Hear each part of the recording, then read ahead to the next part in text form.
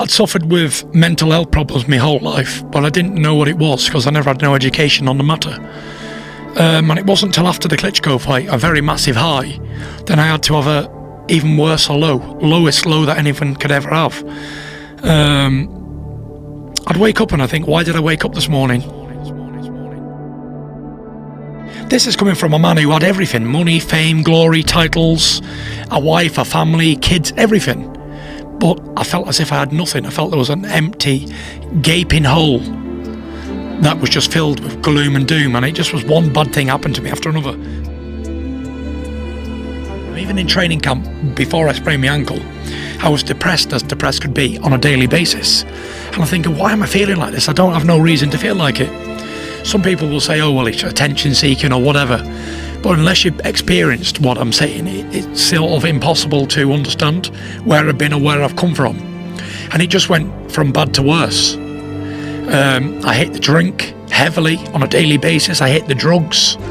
I was out all night partying with women of the night and not coming home. And, you know, I didn't care about boxing. I didn't care about living. I just wanted to die. And I was going to have a good time doing it while I was doing it. I used to drink and take drugs to get away from the depression, because when I was drunk or high, then I wouldn't think about being depressed. I thought about being I'm a boxing champion, or I feel great. But as we know, when the drink wears off, it only leaves you with a bad hangover and feeling even more depressed. For someone who suffers with mental health, the worst thing we can do to escape it is take drugs or alcohol. But yeah, that's the most common approach. And that's the common approach because people, we don't know, because it's not spoke about. And this is why I want to spread the word on mental health, so when other people are in this position in the future, they know where to go and they know what to do, because there's a blueprint. My conditioning trainer, Christian, he said to me before the Klitschko fight, he said, what will you do after you win? I said, probably be depressed for a long time. He said, what? I said, truthfully, I was almost expecting it, and I didn't think I'd ever box again.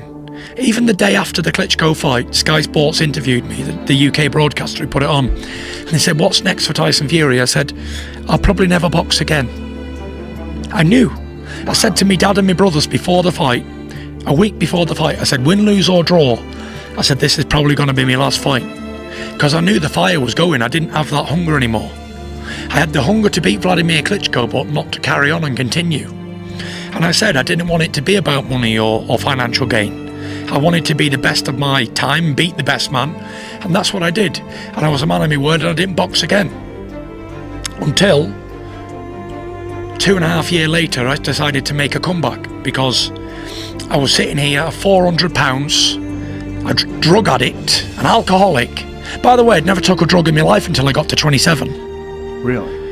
Never. Nothing. Not smoked weed, not nothing. And what were the drugs? What were the drugs of choice once you won the title? Cocaine was the usual one, and that was it really. Cocaine and alcohol. It's like roller coaster. Crazy drug and alcohol mix. Yeah. But, you know, I look back on it now, and I think, would I change that? I wouldn't. And not many people will think, well, this man's crazy for saying that on a radio show, but I wouldn't change a thing, because I know it was supposed to happen, and I needed to be tested to see what type of character I was. Although I did all those mad things, and I went through all that time, and I tried to commit suicide, and how'd you try to commit suicide? Well, I'll tell you what happened. Like I said, I was waking up and I didn't want to be alive. I was making everybody's life a misery. Everybody who was close to me was pushing away. Nobody could talk to me, talk any sense into me at all. And I'd go very, very, very low at times, very low. And I'd start thinking all these crazy thoughts and this, that and the other. And I was in my car, I bought a brand new Ferrari convertible in the summer of 2016. And I was in it, and I was on the highway. And there's a strip of the highway where I am, and at the bottom of about a 5-mile strip, there's a massive bridge that crosses the motorway. And I knew that, and I got the car up to 190 miles an hour. I was heading towards that bridge, and I didn't care what no one was thinking. I didn't care about hurting my family, me career, people who friends, anybody. I didn't care. I didn't care about nothing. I just wanted to die so bad. I give up on life. And just as I was heading towards that bridge at 190 in this Ferrari, it had crushed like a Coke can, by the way, if I'd have hit it. I heard a voice saying, no, don't do this, Tyson. Think about your kids. Think about your family and your little boys and girls growing up with no father. And everyone saying your dad was a weak man. He left yous. He took the easy way out because he couldn't do anything about it. And before I turned into the bridge, I pulled on the motor and I was shaking. I could feel myself shaking, and I pulled over and I was all nervous and didn't know what to do, and I was frightened and I was so afraid. And I thought, that day, I'll never, ever, ever try or think about taking my own life ever again. And I didn't. I went and got help from the leading psychiatrist, doctor in the UK. And my dad went up with me, and she said to me, Dad, she said, can I have a word alone with you, John? He said, yeah. My dad told me what she said when he came out. She said, he is not to be trusted alone. He's an imminent death risk. That's the highest level of suicide risk that she'd ever assisted. And she said, without his faith, he would have been dead a long time ago.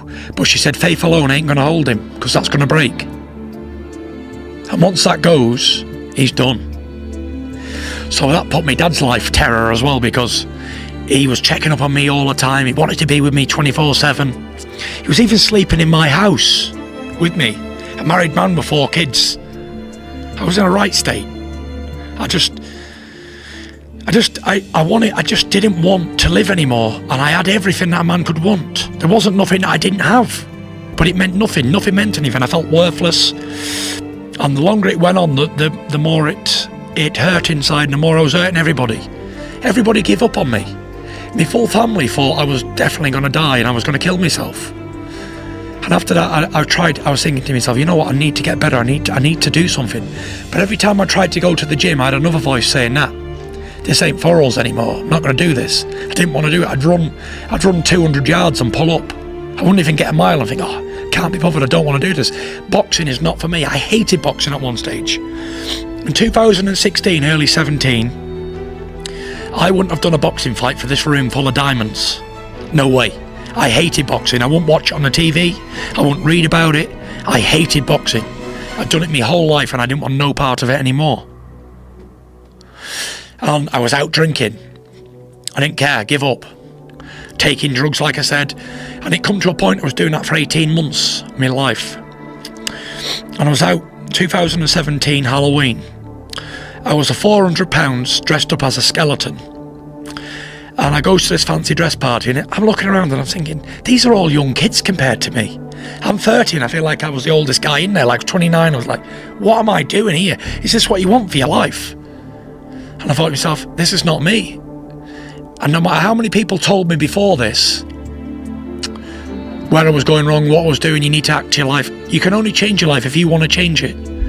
And I left and everyone said, are you going home early? I said, yeah. I left at 9 o'clock. I went home. And I got back home. I didn't say anything to the wife. I just went straight upstairs into a dark room. And I took the stupid skeleton suit off. And I was sat there. And I got on my knees and I was praying and begging God to help me.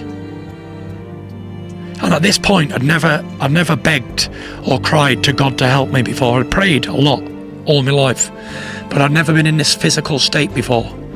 I could feel tears running down my face. My chest was wet with tears because I knew I couldn't do it on my own.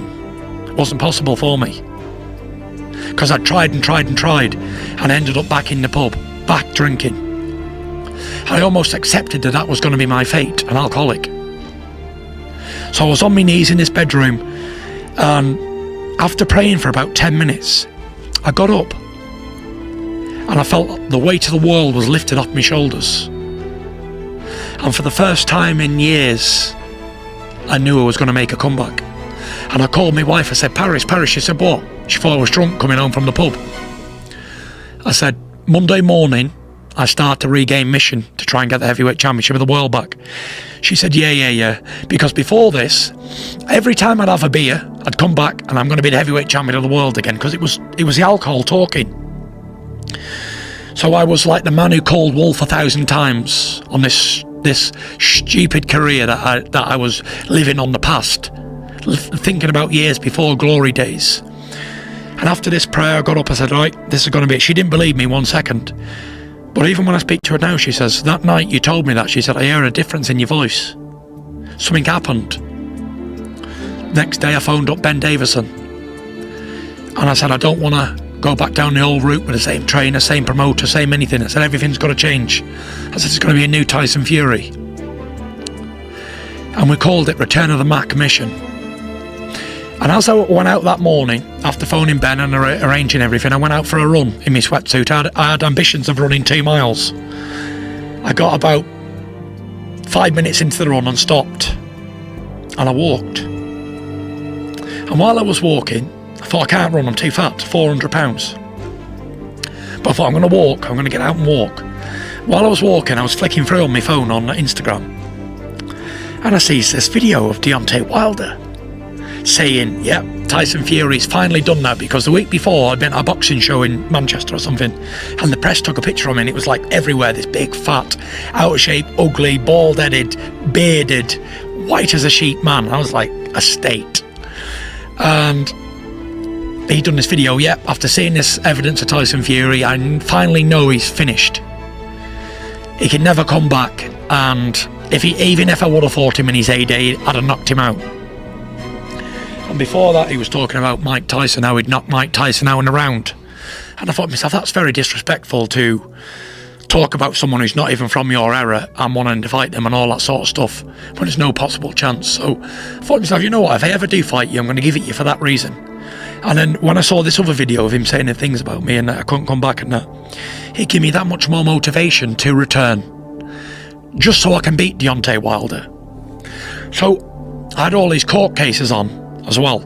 I was being charged with taking performance-enhancing drugs, nandrolone, something I'd never done. I had nandrolone in my system, it's produced naturally in the body, but they say my levels were elevated. The UKAD, UK anti-doping, said there was no case to answer. But all of a sudden I had a big WADA case on me. That took nearly 3 years to sort out. And everyone said, you're getting your hat nailed on here, son.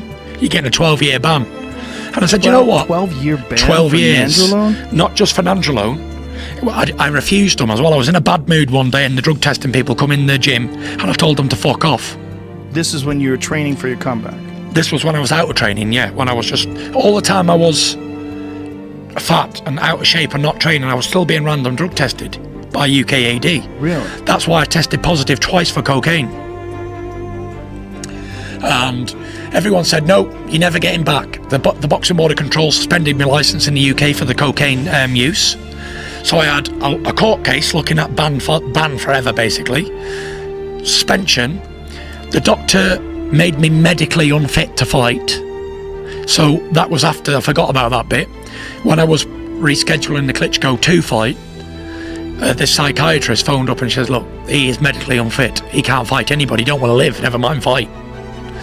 So I was medically deemed unfit to box, suspended by the Boxing Board of Control for the cocaine use, and I had a nandrolone case on me and a refusal case.